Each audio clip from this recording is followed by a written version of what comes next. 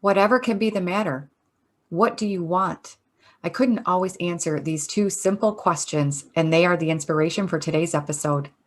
I'll tell you two methods I use to keep redirecting myself towards happiness. I've been using them for many years, and the end result is creating spaces that remind me of who I am, what I value, and what I'm dreaming of. This is Home with Intention, and I'm Jody Pear. Welcome to the Home with Intention podcast. I'm Jody Pear, your host.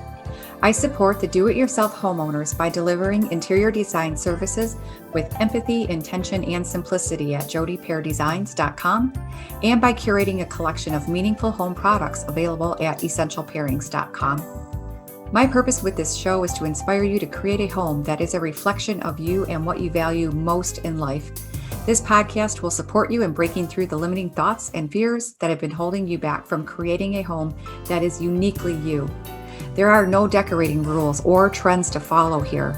Only inspiration, ideas, and encouragement to express your kind of beautiful, a home that captures the essence of your soul. It's time to create your home with intention.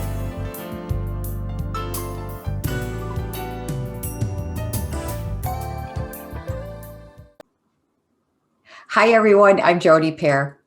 Today's reading and inspiration is from Simple Abundance. And this one is so touching to me because it's so symbolic of what I experience in my own life. I've done a lot of readings from this book, and it's just a beautiful, touching book. And I primarily share the meditations that are specific to creating a home or organizing or something more very home related. But this one, the title is called Repotting, Giving Roots and Yourself Room to Grow. And I just wanted to share it with you. Again, it is just symbolic of what I'm experiencing in my own life and through my own journey, especially over this past year. It's taken me a lot to figure out how I help people. I have said I'm more than just an interior designer. And what I am discovering is that I help people, primarily women, to connect the dots in their own life between what they value, the actions that they take every day, and the manner in which they are creating their home environment. And it took me a lot to get to that point to be able to say that. And I am so passionate about it because it's my pursuit. This is what I do for myself. And this is what I have learned over the years. And it's always evolving and changing. And it's taken a long time to identify my own actions of what I am doing. If I get to a point in my life where I am feeling frustrated or unhappy about something, what I will start to do is I naturally start looking around my home, or when I was working, I would look around my office and I would start to rearrange some things, dust, clear the clutter, and put my piles, like especially at work, I would, put my piles of paper, stacks of paper, I would put them into a manageable pile, and I just freshen up my space. And it's simple things. And I would discover over and over again that it would just lift my spirits and give me a new boost of energy and a spark, just something. It's exciting to me. And I worked for 30 years at the University of Michigan Dearborn. I was a secretary there, and it was very comfortable and very familiar. I loved the relationships that I built there. But for close to my last 10 years working there, my heart was longing to be immersed in some interior design, something about the home. All I want to do is have conversations that inspire people to create a home that they love to be in, create meaningful spaces. And, there wasn't room for that in my job as a secretary. So I ended up retiring there, after 30 years. But to soothe myself over those years until I could actually leave, I started decorating my cubicle differently. I mean, it's something that I always did and I was kind of known for. But during my time there, during those last 10 years, I discovered a tool that is used in feng shui, and it is called the Bhagawa map. And so I started decorating my cubicle according to that Bhagawa map. So here's a picture of my cubicle. And what happened by using this map, I would be sitting in my chair, literally, physically in the center of my cubicle. But as I was sitting there, I was surrounded by decorative items that were full of symbolism.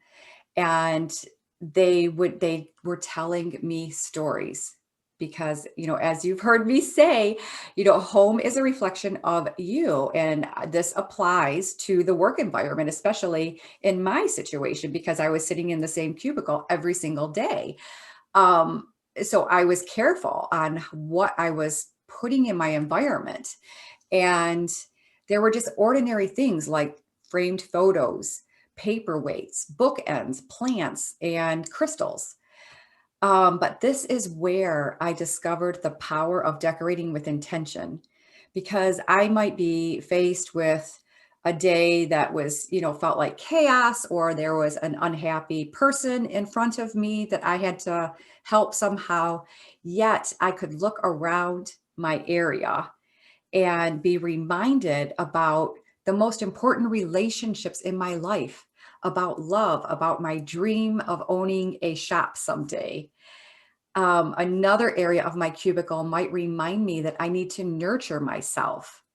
And so this practice eventually turned into the book that I self-published called The Art of Decorating with Intention, a guide to creating an oasis for your soul. And along with the decorative items that I had surrounding myself that helped keep directing me back towards happiness, I also created a binder for myself, a 3-ring binder. And in this binder, I had notes that I was writing to myself during my lunch hour. And, these are things that I wanted to accomplish in my life, things that I wanted to start in my own business. And so literally I was carrying my dreams around with me every single day. And I kept them next to me while I was at work. And that binder eventually turned into me creating a planner that I call Dreaming and Scheming with Thoughts, Words, and Actions. And so that planner is just it's a soft cover, small, almost like I don't know, like a high quality magazine, I guess. So I love the beach, and that's why the cover of the planner contains beautiful images of the water, sky, and sand. It's meaningful to me. And then inside there are inspirational quotes and images that helped me ignite a spark every time I opened it. I discovered over the time that I was really struggling and trying to get to what I was really longing for. I started discovering habits that I needed to have daily to help me feel my best. So there's a list of things that allowed me to check off if I was doing these things that I know I needed to nurture myself every day. And so this is what I mean by connecting the dots between my personal values, my daily habits, and the environments that we are in.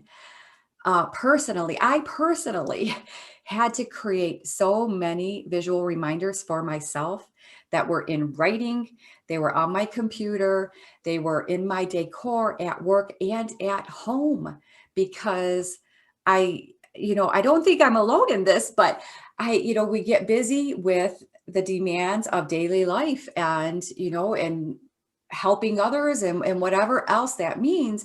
And I would forget what I needed to do for myself to make myself feel better.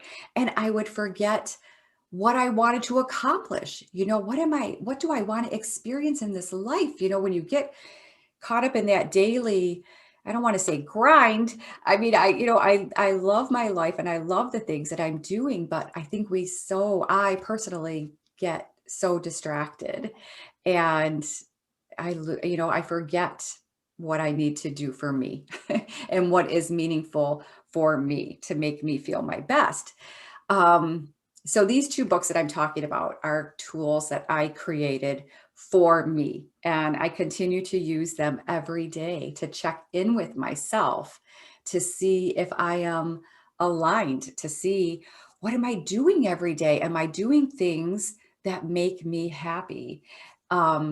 And big picture things like, my dreams and I dream of having a shop someday. I dream of going on like a personal, like a spa retreat. Um, you know, I don't know, somewhere, somewhere. What else? Like I'm looking in front of me because I physically have reminders in front of me.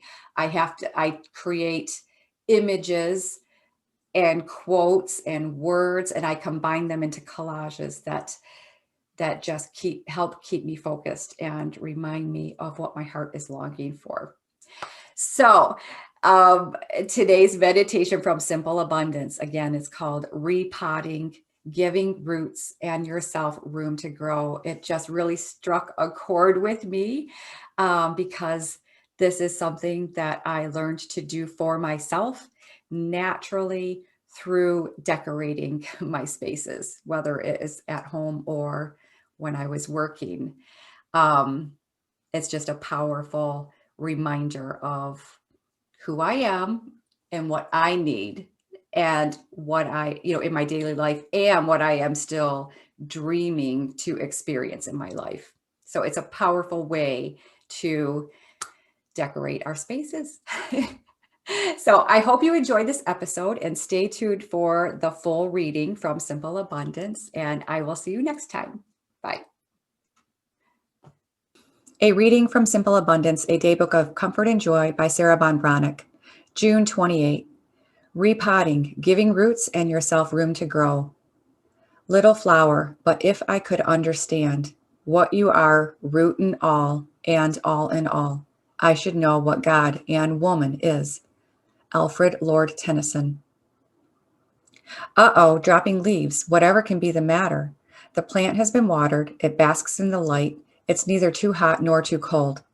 I pick up the pot and look at the small drainage hole in its underbelly. Tiny white roots are frantically pushing through in a futile attempt to escape confinement or at least find a little more breathing space. Pot bound. Did you know that plants need to be repotted at least every 2 years? This has not been a problem for me in the past, since plants rarely made it that long around here. But as I become a better caretaker of myself, I care better for everything. However, even if the roots don't need more room to grow, the old soil should be replaced because all the nutrients have been consumed. The interior of the pot is a wasteland. I don't know when I myself am too pot-bound, Gunilla Norris confesses in her numinous devotional, Being Home, Lacking Courage to be Replanted, to take the shock of the new soil, to feel into the unknown and take root in it. We too need to consider repotting for growth, but when? When we wilt even before the day begins, when we can't seem to visualize or dream, when we can't remember the last time we laughed, when we have absolutely nothing in the next 24 hours to look forward to. When this happens week in, week out, we need to realize that we're pot-bound. We need to gently loosen the soil around our souls, find something that sparks our imagination, quickens our pulse, brings a smile or a giddy lilt to our conversations.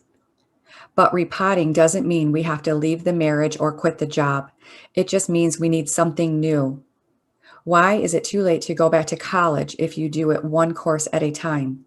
Maybe this is the summer to learn to speak French or to start your own gift basket business. Perhaps you can get the sewing machine fixed, try making blackberry cordial, or take up fencing. What's stopping you from writing for that grant, applying for the fellowship, pulling together that one-woman show, attending that lecture series, publishing your own newsletter, or just sending for that intriguing mail order catalog? As I work with my plants, I see that the roots are just stunted. Gently with my fingers, I untangle them. Leaf, stem, root. Mind, body, soul. 3 in 1. Spirit's seamless thread of mystery. I have often thought that if I could just discover where one strand left off and another began, I could understand it all. As it is, I understand little, yet somehow I know. I set the plant into a slightly larger pot. Not too large, we must not overwhelm, but encourage. So too, I must not take on the world, but simply each task before me. Now I add rich potting soil, water. Slowly I take the plant to a shady spot for a day so that it can become adjusted to its new environment. But even at this moment, the stem seems straighter, the leaves uplifted. Speak to him, thou, for he hears, Tennyson urges. Spirit with spirit can meet. Closer is he than breathing, and nearer than hands and feet. Root and bud bear silent witness to the restoration.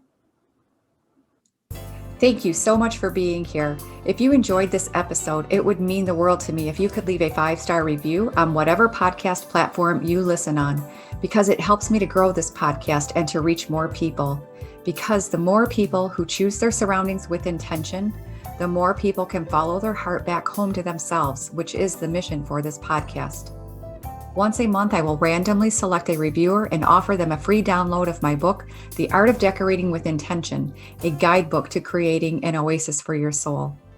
For more frequent insights and inspiration, you can follow me on Instagram at Jody Pear Designs. I have been fortunate enough to find the most helpful resources and amazing people whose work has touched me and inspired me to show up here today. TheHouseCoachingInstitute.com. Cathy Heller's inspiring podcast, Don't Keep Your Day Job. Alison Barker's work and her new podcast, Your Soulful Brand. The Sheri Nancy Show, a podcast for women in their 50s that is hilarious and deeply inspiring. And Sandy Monroe. She is a joyful life lived on Instagram, and her brilliant teachings and guidance are exactly what I need. I'm so grateful to have found each one of you along the path towards fulfilling my dreams. I'll see you in the next episode of Home with Intention.